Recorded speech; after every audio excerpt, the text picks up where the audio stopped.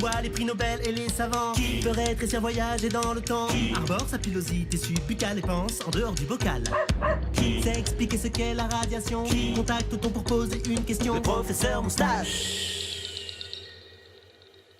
Cher prof, j'adore faire du bateau, mais si je me fais avaler par une baleine, ai-je une chance de survivre, tel Jonas dans la Bible?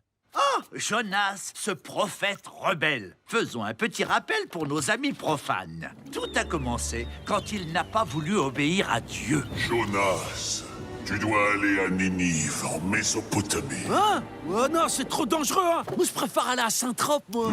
Dieu étant un peu soupolé, il a puni Jonas de sa désobéissance. Il l'a fait tomber du bateau et l'a laissé se faire avaler par un gros poisson, duquel il ressortit indemne au bout de 3 jours. Ah, il est susceptible, hein, quand même, Dieu. Et c'était quoi comme gros poisson? C'est pas précisé, mais déjà, ça ne pouvait pas être une baleine. Aïe. Bah pourquoi?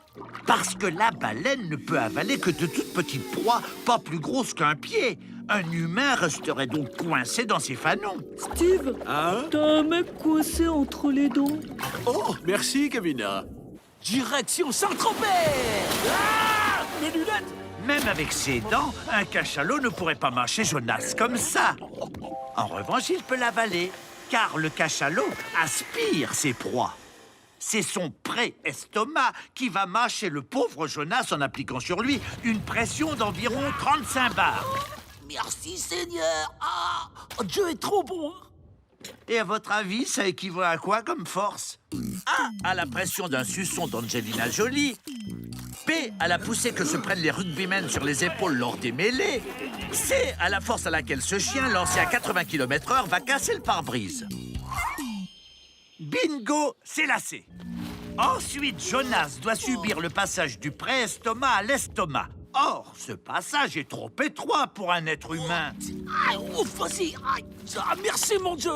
Aïe, pour cette épreuve. Ah. De toute façon, ajoutez à ça les sucres, les acides et les enzymes gastriques, Jonas n'a aucune chance de survie. On sait toujours pas quel poisson a avalé Jonas. Il existe bien un animal qui peut conserver des aliments dans son corps sans les dégrader ni les concasser. Hop, comme un petit frigo pour le régurgiter intact à ses petits. Mais ce n'est pas un poisson, c'est un oiseau, le pingouin. Quoi?